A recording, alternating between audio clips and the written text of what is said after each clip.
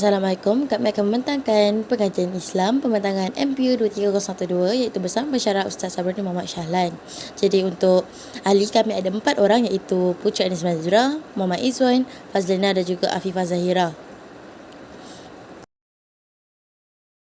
Jadi untuk soalan kami ialah hukum jual beli secara dalam talian dan syarat mengharuskannya. Maksud jual beli secara langsung dan atas talian. Apakah maksud jual beli? Jual beli ialah dalam bahasa Arab ialah al-ba'i. Menurut Ibnu Manzur, jualan telah ditentukan harganya. Pada masa yang sama, al-ba'i juga bermaksud menjual, mengganti, menukar sesuatu dengan sesuatu yang lain atau menukar barang dengan barang. Jual beli juga merupakan akad yang merujuk kepada pertukaran sesuatu harta dengan harta yang lain bagi tujuan pemilikan kekal. Oleh itu, konsep jual beli melibatkan sesuatu harta mengikut nilaian syarak. Ia juga perlu membabitkan pemilikan dan penyerahan hak milik dan tidak boleh ditetapkan pada tempoh masa yang tertentu sahaja.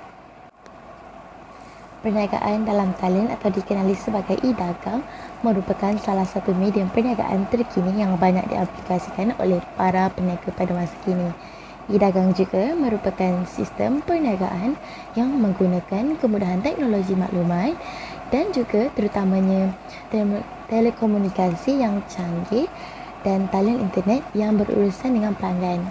Selain itu, e-dagang juga melibatkan kegiatan perniagaan yang menggunakan internet sebagai instrumen pasaran dengan jangkauan potensi jualan seantero dunia.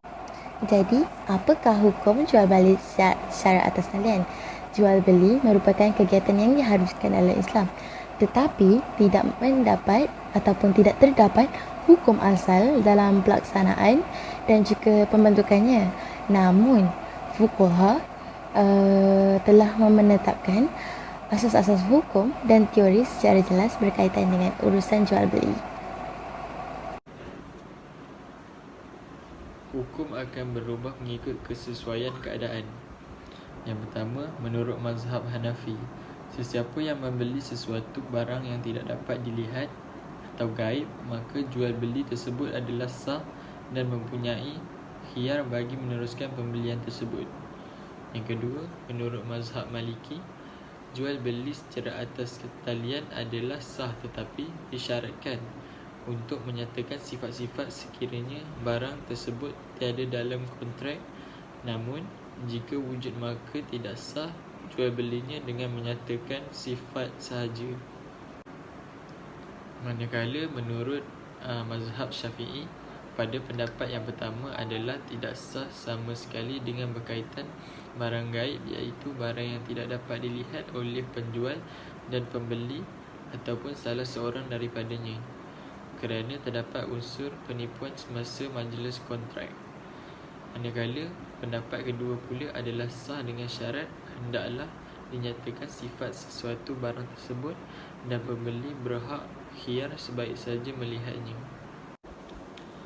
Bai' al-salam merupakan jual beli melalui tempahan seperti menempah pakaian, makanan dan sebagainya dengan didahulukan, kemudian setelah tempahan tersebut selesai. Bai' al-salam berasal daripada jual beli barang yang tidak ada namun oleh kerana keperluan masyarakat, maka ia dikecualikan daripada kategori tersebut. Seperti yang kita lihat, perkara ini merujuk kepada jual beli atas talian. Hukum jual beli atas talian. Hukum jual beli berubah mengikut situasi dan keadaan. Contoh situasi, seseorang ingin membeli pengikut atau lebih dikenali sebagai follower di mana-mana media sosial seperti Facebook atau Instagram. Situasi ini jatuh kepada pelbagai hukum bergantung kepada tujuan si pembeli, iaitu yang pertama hukum harus dan yang kedua hukum haram. Seterusnya, saya Afifah Zahra Batulasi nombor 17 TSK 22F2024 akan membentangkan syarat yang mengharuskan jual beli atas talian. Yang pertama, bentuk akad.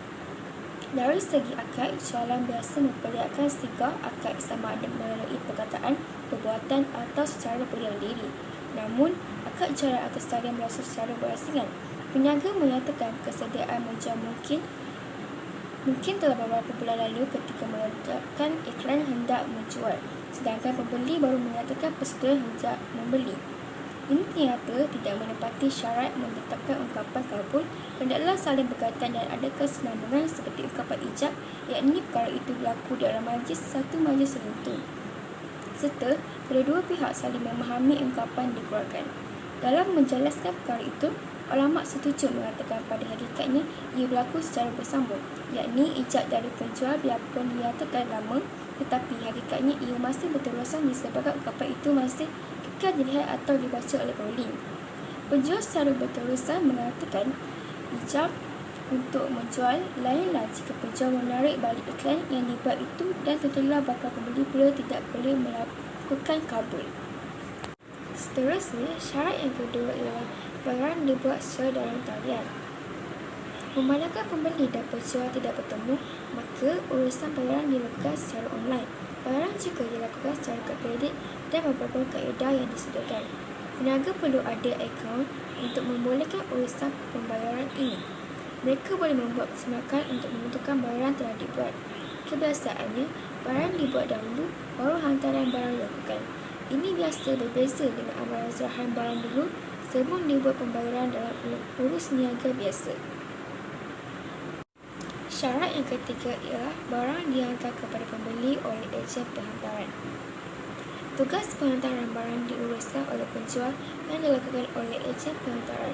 Pembeli hanya menerimanya di tempat ditetapkan dalam urusan jual beli. Memandangkan pembeli tidak melihat keadaan fizikal sebenar barang, maka biasanya penjual bersetuju menerima kembali barang itu jika pembeli memulangkannya. Kos penghantaran akan dijelaskan dalam laman web, sama ada ia ditanggung oleh pembeli atau penjual. Jika dinyatakan kos ditanggung oleh pembeli, maka sejumlah bayaran perlu dibayar atau ditambah dari jumlah harga barang. Assalamualaikum warahmatullahi wabarakatuh. Saya Fazliana binti Muhammad Cilani dan nombor matrik saya ialah 17 DSK 20F 2013. Akan merumuskan lagi tentang kesimpulan jual beli secara talian.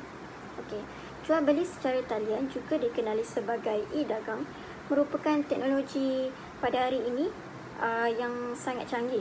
Okey, kecanggihan dunia teknologi pada hari ini telah menyaksikan pelbagai aplikasi bagi memudahkan masyarakat dalam meneruskan kehidupan seharian. Justru itu, kemudian telah mewujudkan perniagaan secara e-dagang dengan pelbagai barangan yang disediakan bagi memenuhi permintaan pengguna. Justru, penyesuaian dan pengaplikasian mengikut kesesuaian sebagai gambaran jelas berkaitan dengan keharusan e-dagang supaya dapat mengelak berlaku kekeliruan kepada masyarakat. Kemunculan e-dagang juga merupakan muamalah yang tidak bercanggah dalam sistem jual beli yang telah ditetapkan oleh syarak sekiranya mendapati syarat dan rukun jual beli. Oleh kerana hukum asal bagi sesuatu itu adalah mubah, juga dikenali sebagai harus, maka e-dagang juga adalah harus selagi mana ia menepati rukun dan syarat jual beli yang telah digariskan oleh Islam bagi menjamin kemaslahatan manusia secara keseluruhannya. Seterusnya, perkembangan teknologi semakin berkembang.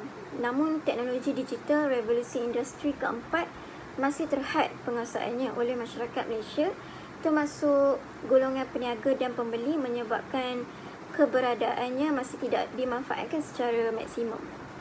Terdapat beberapa variasi faktor latar belakang yang tinggi pengaruhnya terhadap pembelian atas talian dari segi perbezaan jantina, generasi dan jumlah pendapatan berbanding pengaruh latar belakang yang kurang atau tidak memberi pengaruh besar seperti tahap pendidikan, bangsa, status perkahwinan dan lain-lain. Okey, namun faktor pembeli seperti kepercayaan pengguna, jaminan kualiti barang dan keselamatan maklumat peribadi memberi kesan yang mendalam kepada pengguna hingga terdapat golongan yang lebih memilih transaksi jual beli secara fizikal walaupun kemudahan pembelian secara atas talian mudah diakses. Walau bagaimanapun, COVID-19 telah mempengaruhi golongan peniaga dan pengguna secara drastik dalam menyesuaikan diri dengan norma baru.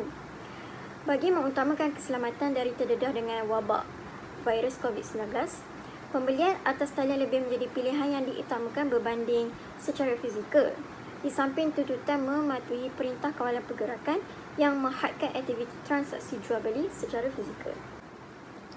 Akhirnya, apa yang boleh dirumuskan dalam jual beli secara talian ialah sememangnya perniagaan dalam talian atau tidak banyak sekali dugaan dan rintangan yang bakal mendatang, dan semestinya kita selaku umat Islam haruslah mendukung hukum-hukum yang telah ditetapkan oleh Allah SWT dan sentiasa beringat kerana perniagaan ini bukanlah semata-mata hendak mendapatkan keuntungan. Malahan apa yang kita patut cari ialah keredaan Allah SWT. Sekian, terima kasih. Sekian itu sahaja daripada kami. Terima kasih.